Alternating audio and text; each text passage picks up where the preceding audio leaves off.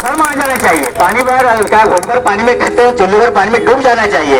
क्या बात लड़के सही है। तो अभी मैं रास्ते से आ रहा था तो हमारे कुछ साथी साथ में बैठे थे कार में, तो कह रहे थे कि भाव बोले मतलब है कि इधर पे जब बंद का असर नहीं दिख रहा है, जब बंद का असर नहीं दिख रहा है तो उस पर बात चली। तो मैंने ये कहा कि ये जो व्यापारी है बेचारे, तो ये व्यापारी जो है ये बंद इसलिए नहीं कर पाए हैं कि दूसरे जो राजनीतिक संगठनों की या और भी कोई संगठन के मतलब है कि बहुत से धरना आंदोलन हम देखते हैं, तो वो धरना आंदोलन में क्या होता है कि डंडा निकालते हैं और डंडा निकाल के उनको डटकारते हैं, क्योंकि उनमें ताकत है, उनका पेट भरा हुआ रहता है।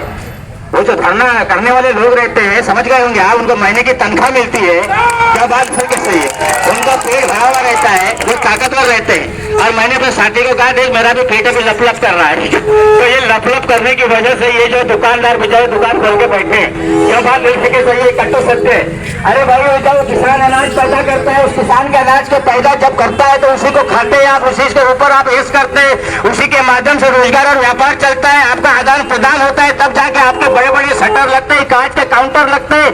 तो आपने जैसे बस एसोसिएशन के अध्यक्ष आज उनको मैं धन्यवाद देना चाहता हूँ मुकेश भाई को, कि जिन्होंने समर्थन दिया और समर्थन देकर के मतलब है किसानों के हित में, वो समझे कि किसान के पास 2 पैसा रहेगा, खरीदी करने शहर जाएगा, हमारी बस में बैठेगा, उससे टिकट की आवक होगी।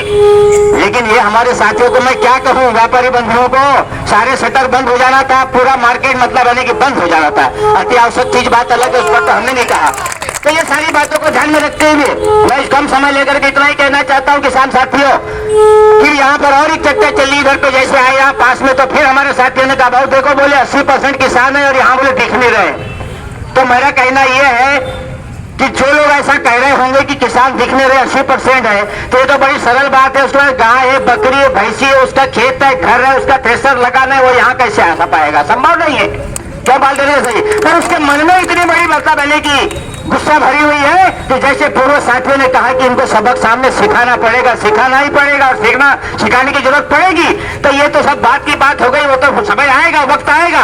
वो ऐसा न समझे कि 80% किसान होने के बाद भी वहां मुट्ठी पर दिख रहे थे काली पुतली चौक में, ऐसा कुछ नहीं है। वो घर में जो है उनके मन में इतनी गुस्सा है, पर उनके सामने तो मजबूरी है, थ्रेसर है, फलाना है, ट्रैक्टर है, खाड़ी है, घोड़ी है, अपना मतलब उनका जीवन का जो काम है, हर दिन किसान का काम का है खेत में, इस कारण से वो नहीं पहुंच पाया। कोई बात नहीं, पर हमारा पूरा समाज जो किसान का जो संगठन है वो साथ में, और इसका जवाब जरूर मिलेगा। मैं ज्यादा न कह के पुनः एक बार ये बात बताना चाहता हूँ कि वो मोहन यादव जी हमारे मुख्यमंत्री जी है, वो बालाघाट के नाम से यहाँ से संदेश अंग्रेज कहीं न कहीं ये प्रेस वार्ता के माध्यम से बराबर जाएगा, मीडिया के माध्यम से जाएगा, तो उसको थोड़ा सा शर्म आ जाना चाहिए। जो किसान का बेटा और शहर की शान, फलाना फलाना मेरा निशान, ये सारी बातें जो करके लोग करते हैं, क्यों बाल देने के चाहिए, तो संदेश वहाँ पर जाना चाहिए और वो संदेश को उन्होंने ध्यान में रखना चाहिए। मानवता अगर होगी तो, और वास्तव में तत्काल फिक्सर से कलेक्टर को संदेश देना चाहिए कि आप 3100 रुपए का धान खरीदी करे। क्या कह रहे, ये बात को ध्यान रखते हुए मैं अपनी बात समाप्त करता हूँ।